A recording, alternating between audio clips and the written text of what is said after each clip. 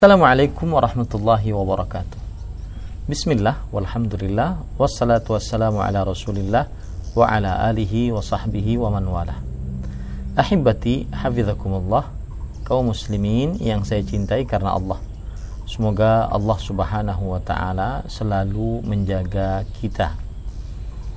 Ini adalah pesan indah Ramadan 1441 Hijriah yang ke-10, karena kita sekarang berada hari ke-10 di dalam Ramadan Mubarak, bulan penuh berkah 1441 Hijriah.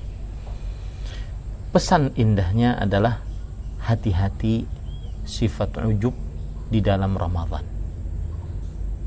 Kenapa saya membawakan pesan indah ini? Karena sekarang sudah hari yang ke-10, kemudian tentunya sebagian besar dari kaum muslimin sudah banyak mengerjakan ibadah-ibadah kepada Allah Subhanahu wa taala. Sudah banyak prestasi-prestasi ibadah kepada Allah Subhanahu wa taala. Di antaranya mungkin kalau seandainya orang yang per 5 hari hatam Quran, berarti dia sudah menghatamkan yang kedua kali kalau seandainya ini adalah hari yang ke-10. Kalau seandainya dia per 3 hari hatam Quran atau per 10 hari hatam Quran, maka ini berarti adalah penghataman dia yang pertama.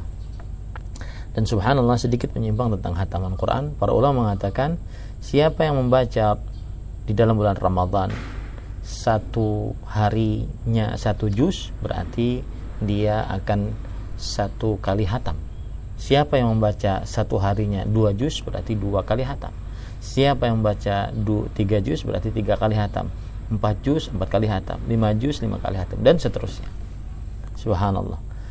Nah, kemudian juga ada yang sudah tentunya berpuasa, tentunya sholat tarawih. Meskipun kita dalam keadaan pandemi COVID-19 ini, tetap kita salat tarawih di rumah berjamaah bersama keluarga. Kemudian ada yang bersedekah, membukakan puasa. Sudah banyak prestasi-prestasi ibadah yang dilakukan oleh sebagian besar kaum muslimin. Cuma ingat, hati-hati sifat ujub. Sifat ujub saat bulan Ramadan. Apa itu sifat ujub? Sifat ujub dikatakan oleh para ulama, di antaranya disebutkan di dalam kitab Lisanul Arab, yaitu al-ujbu al-kibru waz-zahu. Ujub secara bahasa artinya adalah zahu, merasa besar, merasa sombong. Ini adalah secara bahasa. Adapun sifat ujub di dalam istilah syariat disebutkan oleh para ulama rahimahumullah ta'ala. Saya bacakan salah satu perkataan indah yang mudah dipahami. Disebutkan oleh ulama besar abad kedua Hijriah, Abdullah bin Al-Mubarak, ulama Islam, wafat pada tahun 181 Hijriah. Imam Az-Zahabi rahimahullah di dalam kitab beliau Syiar A'lamin Nubala menyebutkan bahwa Abdullah bin Mubarak rahimahullah ta'ala ditanya tentang al-ujub. Apa itu ujub? Yang bertanya adalah Abu Wahab Al-Marwazi. Lalu Abdullah bin Mubarak rahimahullah menjawab, antara anna indaka syai'an laisa inda ghairika, yang artinya engkau melihat bahwa engkau memiliki sesuatu yang tidak dimiliki oleh orang lain. Itulah ujub. Merasa memiliki sesuatu yang tidak dimiliki oleh orang lain, bangga dengan yang dimiliki, menganggap orang lain tidak memilikinya. Kemudian beliau memberikan perkataan yang sangat-sangat berbahaya, yaitu tentang ujub. Maksudnya beliau mengatakan, la a'lamu fil musallin syai'an syarran minal ujub. Aku tidak mengetahui ada sesuatu yang lebih buruk di tengah orang-orang yang ahli sholat, ahli ibadah maksudnya, kecuali sifat ujub. Nah, sifat ujub ini, ahibati hafizakumullah ta'ala, di dalam Al-Quran tercela. Allah subhanahu wa ta'ala menceritakan dalam surat Al-Kahfi ayat 32-36 tentang dua orang petani. Yang satu mukmin beriman, yang satu kafir.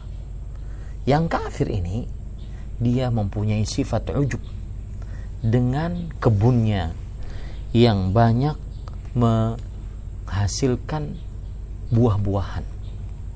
Dia mengatakan, ana aktsaru minka malan wa a'azzu nafara. Hartaku lebih banyak daripada hartamu dan pengikut-pengikutku lebih baik. Wa dakhala jannatahu wa huwa zalimun li nafsihi. Qala ma adhunnu an tabida hadhihi abada. Dan dia memasuki kebunnya sedang dalam keadaan dia zalim terhadap dirinya sendiri karena ujub. Ia berkata, aku kira kebun ini tidak akan binasa selama-lamanya. Akhirnya Allah subhanahu wa ta'ala binasakan kebun tersebut. Sifat ujub. Kemudian di dalam hadis Rasul sallallahu alaihi wasallam, Nabi kita Muhammad sallallahu alaihi wasallam mengatakan tentang sifat ujub di dalam hadis yang diriwayatkan oleh Imam Bukhari dan Muslim dari Abu Hurairah radhiyallahu anhu.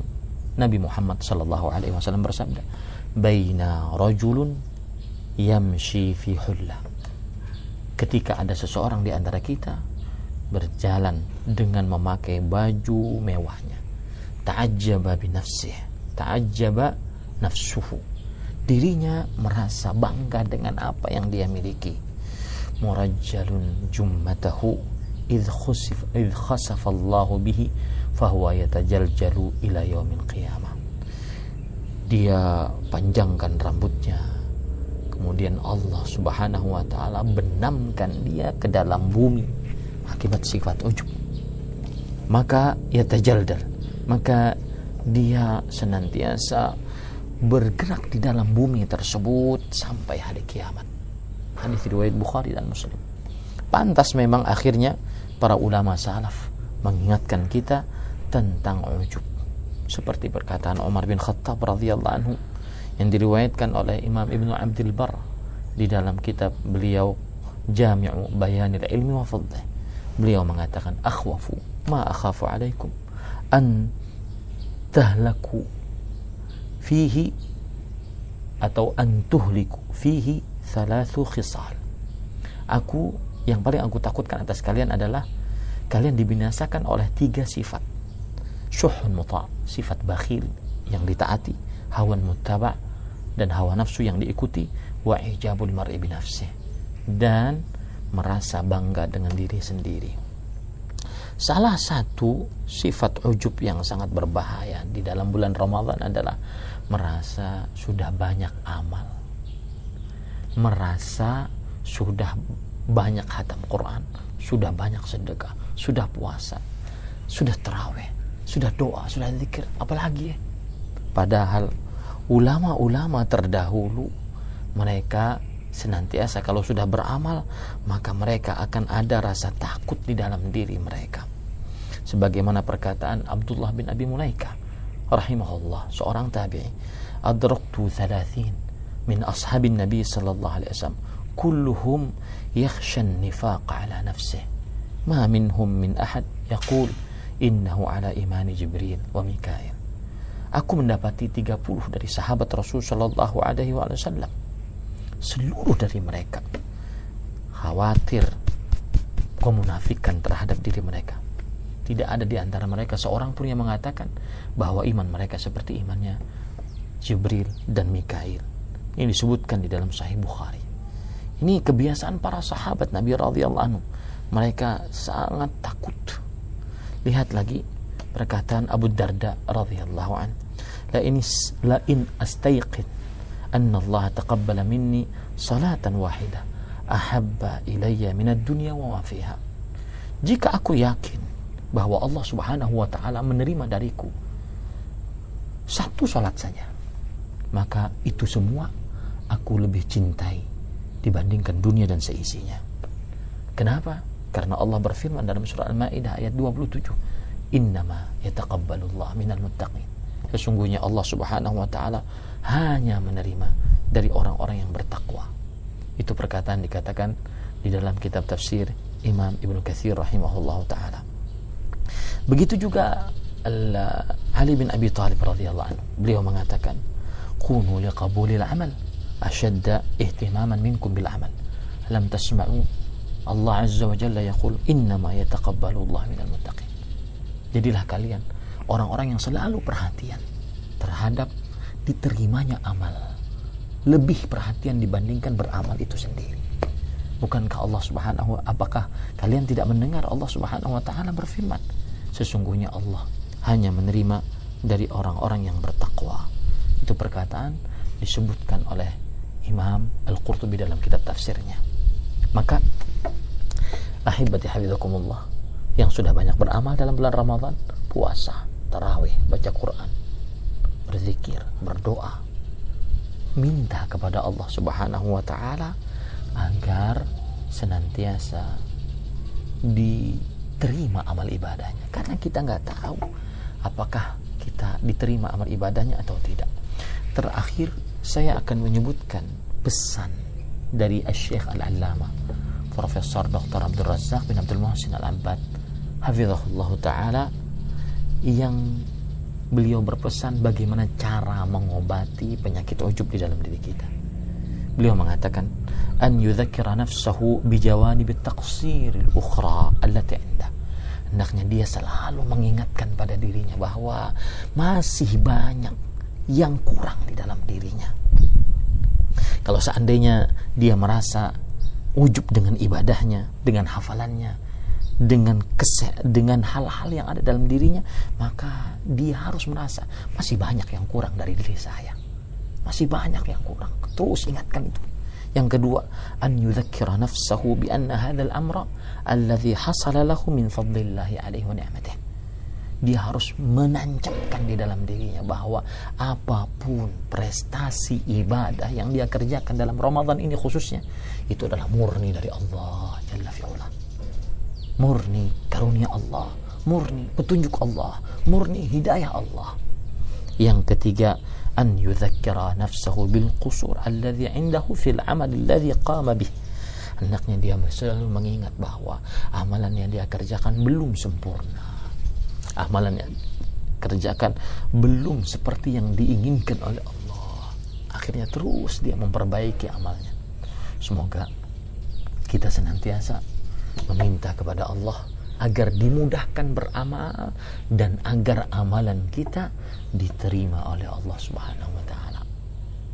Tetap semangat Ramadan di dalam bulan yang penuh berkah ini, meskipun kita sedang pandemi Covid-19. Ahmad Zainuddin Al-Banjari, Pesantren Intan Ilmu Barito Kuala, Kalimantan Selatan, Ahad 10 Ramadan 1441 Hijriah. Wassalamualaikum warahmatullahi wabarakatuh.